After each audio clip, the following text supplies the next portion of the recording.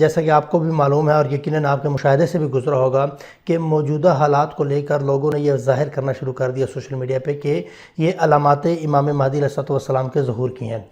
آیا حتمی علامات کیا ہے امام کے ظہور کی؟ اور آج کل جو یہ وضاحت کی جا رہی ہے، یہ جو ڈسکس کیا جا رہا ہے، کیا یہ واقعی امام کے ظہور کی علامات ہیں؟ کوئی علامت ہے جو پوری ہوئی ہے؟ اس کی وضاحت ذرا بیان فرما دیں۔ بسم اللہ الرحمن الرحیم۔ جہاں تک ہمارا مطالعہ ہے اس موضوع میں اور جو کچھ ہم دنیا میں دیکھ رہے ہیں، ابھی تک تو کوئی ایک علامت جو ہے وہ ظاہر نہیں ہوئی۔ خوب۔ ہاں، زمانہ ظہور سے پہلے کے جو حالات ہیں وہ ہمیشہ رہے ہیں، چونکہ ائمہ علیہم السلام نے خبر دی تھی کہ قائم کے ظہور سے پہلے جنگیں ہوں گی، خون بہے گا، بڑی بڑی بیماریاں آئیں گی، دنیا کو اپنی لپیٹ میں لیں گی، طاعون کی خبر تھی، وبائیں، اسی طرح زلزلے ہیں، مسلمانوں کے درمیان بے پناہ اختلافات اور دشمنان اسلام سے جنگیں جیسے ابھی بھی ہو رہی ہیں، اور دشمنان اسلام کا ظلم، دنیا میں جو ہے وہ ظلم کی کثرت، گناہ، فحاشی، بدکاریاں، یہ چیزوں کا بڑھنا، یہ زمانہ ظہور سے پہلے کے حالات ہیں، اور تقریباً یہ حالات ہر دور میں رہے ہیں۔ اگر ہم جنگوں کو دیکھیں تو اس سے بدتر جنگیں پہلے رہی ہیں، اور بیماریاں اس سے پہلے بہت زیادہ رہی ہیں۔ اب تو پھر بھی جو ہے وہ کنٹرول کر لیا جاتا ہے کافی حد تک۔ اور آپ کی خدمت میں عرض کریں، پہلے زمانوں کی جو حکومتیں تھیں وہ زیادہ ظالم تھی، اب بھی ظالم ہے، لیکن پھر بھی کہیں نہ کہیں جمہوریت، حقوق انسانی، مختلف ادارے، اور آپ کی خدمت میں عرض کریں میڈیا پر احتجاج، بالآخر روک تھام کے بھی جو ہیں وہ وسائل مہیا ہیں۔ جی۔ تو یہ جو چیزیں ہم ان کو علامات قرار نہیں دے سکتے، یہ حالات ہیں ظہور سے پہلے کے۔ علامات کے حوالے سے ہمارے ائمہ علیہم السلام نے دو طرح کی علامات بیان کی کہ کچھ علامات حتمی ہیں جو ہر صورت میں ظاہر ہوں گی، یعنی ان کے بغیر گویا امام مہدی کا ظہور نہیں ہے، بالکل۔ اور کچھ غیر حتمی ہیں کہ جو ممکن ہے ظاہر ہوں اور ممکن ہے ظاہر نہ ہوں۔ جو حتمی علامات ہیں ان میں سے ایک جو ہے وہ یمن سے ایک یمنی سردار کا قیام ہے کہ جو پورے یمن کو مولا کے ظہور کے لیے تیار کرے گا، امام مہدی علیہ السلام کے لیے کام کرے گا۔ اور اسی طرح آپ کی خدمت میں عرض کریں سفیانی کا خروج کہ شامات سے، یعنی امام صادق علیہ السلام کے زمانے میں جو علاقہ تھا شامات، وہاں سے ایک جرنیل، ایک فوجی، ایک باغی، جو بھی آپ سمجھیں، ایک سفیانی نام کا ایک شخص اٹھے گا جو فوج جمع کرے گا اور ان مختلف علاقوں پر جو ہے وہ قابض ہوگا، اور عراق پر بھی وہ حملہ کرے گا، اور حجاز تک جو ہے اس کا تسلط ہوگا، اور وہ بے پناہ ظلم کرے گا مکتب اہل بیت علیہ السلام کے ماننے والوں پر۔ لیکن یہ یمنی کا قیام اور اس سفیانی کا جو خروج ہے، یہ اس کی مدت جو ہے وہ 1.5 سال ہے، اور بعض روایات کہتی ہیں کہ 15 مہینوں سے زیادہ نہیں ہے، چونکہ اس کے بعد مولا کا ظہور ہے۔ لہٰذا ہم یمن کے موجودہ حالات کو دیکھ کے نہیں کہہ سکتے کہ یہ وہی یمنی کا قیام ہے، یا شام اور عراق کے جو حالات ہیں ان کو دیکھ کر ہم نہیں کہہ سکتے کہ کوئی سفیانی نام کی کوئی چیز آئی ہے، چونکہ سفیانی کے بارے میں واضح ہے اس کی شکل و صورت، اس کا نام، اس کی کنیت، اور اس کی جو ہے وہ آپ کی خدمت میں عرض کریں مولا کے ساتھ اس کا ٹکراؤ، اور یہ ساری چیزیں جو ہیں وہ ہماری کتابوں میں موجود ہیں۔ تیسری نشانی جو ہے وہ آسمان سے آواز ہے۔ اب آسمان سے آواز سے مراد واقعاً ایک آواز ہے جسے پوری دنیا سنے گی اور سمجھے گی، اور اس میں کچھ الفاظ کہے جائیں گے جو مولا کے ظہور کی بشارت دیں گے۔ وہ آواز بھی ابھی تک نہیں آئی۔ اور اس کے بعد خسف بیدا، چوتھی نشانی ہے سرزمین بیدا جو مکہ اور مدینہ کے درمیان ایک جگہ ہے، وہاں ایک لشکر کا زمین میں دنسنا، اور وہ لشکر بھی سفیانی کا ہے کہ جب اسے مولا کے ظہور کا پتہ چلے گا تو وہ ایک فوج بھیجے گا جو اللہ کے حکم سے وہاں زمین میں غرق ہو جائے گی۔ یہ نشانی بھی ابھی سامنے نہیں آئی۔ اسی طرح نفس زکیہ کی شہادت، یعنی مولا اپنے ظہور سے پہلے ایک شخص کو مکہ بھیجیں گے بیت اللہ میں کہ میرے ظہور کا اعلان کریں اور لوگوں کو دعوت دیں میری طرف، اور وہ مولا کے ظہور سے 15 دن پہلے جو ہے وہ جائے گا، اور وہاں جو ہے بے دردی سے اسے مظلومانہ انداز سے جو ہے وہ شہید کیا جائے گا، ذبح کیا جائے گا۔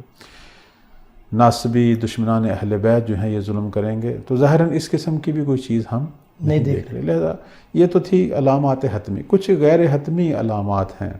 کہ جن کے بارے میں ہمارے ائمہ علیہ السلام نے فرمایا کہ ممکن ہے یہ بھی ظاہر ہوں، لیکن ممکن ہے ظاہر نہ ہوں۔ مثلا سورج گرہن جو ہے وہ نیمائش ماہ رمضان میں ہے، یعنی ماہ رمضان کے وسط میں سورج گرہن ہو، نہ کہ آخر میں۔ ابھی اس دفعہ ماہ رمضان کے آخر میں ایک سورج گرہن لگا تو کچھ لوگوں نے اس کو سوشل میڈیا پر اٹھایا، تو ہم نے کہا کہ جو مولا امام صادق کا فرمان ہے، جو حدیث ہے، وہ یہ کہہ رہی ہے کہ سورج گرہن جو ہے وہ وسط ماہ رمضان میں لگے گا اور آخر ماہ رمضان میں چاند گرہن لگے گا، اور یہ چیز عجیب ہے۔ ماہر فلکیات کہتے ہیں کہ یہ ناممکن ہے، یہ ایک معجزہ ہے اگر ایسا ہوگا، چونکہ عموماً چاند گرہن پہلے لگتا ہے اور سورج گرہن اس کے بعد لگتا ہے، لیکن امام جو ہیں، امام صادق علیہ السلام فرماتے ہیں کہ یہ ایک ایسی چیز ہے جو حضرت آدم کے زمین پر آنے کے بعد سے ابھی تک نہیں ہوئی، اور امام مہدی کے لیے ظاہر ہوگی۔ تو ایسی بھی کوئی چیز جو ہے وہ ظاہر نہیں ہوئی۔ یا مثلاً آپ کی خدمت میں عرض کریں دجال کا آنا، ابھی تک جو ہے کوئی اس طرح کی چیز بھی جو ہے وہ ظاہر نہیں ہوئی، یا سورج کا مغرب سے طلوع ہونا، اس طرح کی بھی کوئی چیز ہم نہیں دیکھ رہے۔ اور ایک چیز جو آج کل بہت اس کا شور اٹھا ہوا ہے میڈیا پر، وہ خراسانی کا قیام، یعنی وہ خراسان جو امام صادق علیہ السلام کے زمانے میں تھا، کہ جس میں موجودہ ایران، افغانستان اور ترکمانستان، آذربائیجان، آپ کی خدمت میں عرض کریں تاجکستان، کئی علاقے جو ہیں، یعنی کئی ملکوں کو یہ شامل ہے، کئی ملکوں کو شامل ہے۔ اس علاقے سے ایک خراسانی سے مراد، جیسے امام صادق علیہ السلام کا فرمان ہے کہ ایک ہاشمی جوان اٹھے گا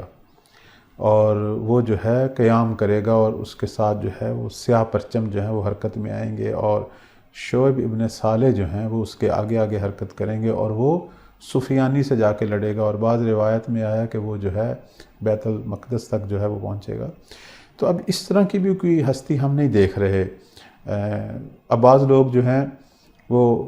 کہتے ہیں جی وہ سید ہوگا، اور یہ ہمیں تو اس کے سادات ہونے کا بھی جو ہے وہ اطمینان نہیں ہے، چونکہ روایات میں ہے کہ وہ ہاشمی ہے۔ ہمارے ائمہ نے یہ نہیں فرمایا کہ وہ ہماری ذریت میں سے ہے، ہم اہل بیت میں سے ہے، عطرت زہرا سلام اللہ علیہا سے ہے، نہیں، انہوں نے کہا ہاشمی۔ اب بنی عباس بھی ہاشمی تھے، ہاشمی تو کئی لوگ ہیں، بنی عباس بھی ہاشمی تھے، اور انہوں نے بدترین ظلم جو ہیں وہ سادات پر ڈھائے۔ تو اس خراسانی کے بارے میں بھی ہمارے جو ہیں وہ علماء اور محققین کہتے ہیں کہ اس کا حسنی یا حسینی ہونا جو ہے وہ ہمارے لیے مسلم نہیں ہے، ایک ہاشمی جوان ہے۔ اور پھر اس کی ایک نشانی جو روایت کے اندر بیان ہوئی ہے وہ یہ ہے کہ اس کے دائیں ہاتھ میں خال ہے، اس کی ایک نشانی ہے کہ اس کے دائیں ہاتھ میں خال ہے، اور خال کا مطلب جو ہے وہ سیاہ تل ہے۔ لیکن ہمارے سوشل میڈیا پر ایک جو خیانت جو ظاہر ہوئی ہے کہ کچھ لوگوں نے معصوم کے فرمان کا غلط ترجمہ کیا اور خال کا معنی خلل کیا، یعنی گویا اس کے دائیں ہاتھ میں کوئی نقص ہے۔ معصوم نے فرمایا کہ اس کے دائیں ہاتھ میں خال ہے، سیاہ تل ہے، نہ کہ اس کے دائیں ہاتھ میں کوئی خلل یا کوئی نقص ہے۔ تو لہٰذا اس شخصیت کے ساتھ اس کو تشبیہ دینا یا تطبیق کرنا یہ غلط ہے، چونکہ ہمارے ائمہ علیہم السلام نے یہ واضح طور پر فرمایا تھا کہ کبھی بھی علامات کو تطبیق نہ دیں، اور اگر کوئی شخص علامات کو تطبیق دے تو اس کی تکذیب کریں، کیونکہ اگر ہم اسی طرح لوگوں کو چھوڑ دیں اور لوگ اپنی من پسند تشریح اور تطبیق دینے کا کام شروع کر دیں تو پھر بہت سارے عام لوگ یہ توقع پیدا کر لیتے ہیں کہ پتہ نہیں مولا کے آنے کا زمانہ جو ہے وہ آ چکا ہے، اور جب ایسا کوئی کام نہیں ہوتا اور کئی مہینے بلکہ کئی سال گزر جاتے ہیں تو ہو سکتا ہے کچھ لوگ جو ہیں وہ عقیدہ مہدویت میں شک کرنا شروع کر دیں۔ اسی بنا پر ہمارے ائمہ نے سختی سے جو ہے وہ تطبیق دینے سے منع کیا، اور یہاں تو ہم دیکھتے ہیں کہ ایک تو روایت کا غلط ترجمہ کیا گیا اور پھر تطبیق دینے والا جرم جو ہے وہ کیا گیا۔ ابھی تک ہم کسی خراسانی کا قیام بھی نہیں دیکھتے، اور میں یہاں اپنے ناظرین کی خدمت میں عرض کریں گے کہ وہ خراسانی جو ہماری روایات میں آیا ہے اور اہل تسنن کی کتابوں میں بھی ہے وہ لازمی نہیں ہے کہ وہ مولا کا موافق ہو، اور یہ خراسانی جو روایات میں ہے اس کی ہم دیکھتے ہیں مدح بھی ہوئی ہے، تعریف بھی ہوئی ہے اور مذمت بھی ہوئی ہے۔ مذمت اس لیے ہوئی ہے کہ یہ خود مہدویت ہونے کا جو ہے وہ دعویٰ رکھتا ہے اور لڑے گا، سفیانی سے لڑے گا، اور بالآخر جو بھی دشمنان اسلام ان سے لڑے گا۔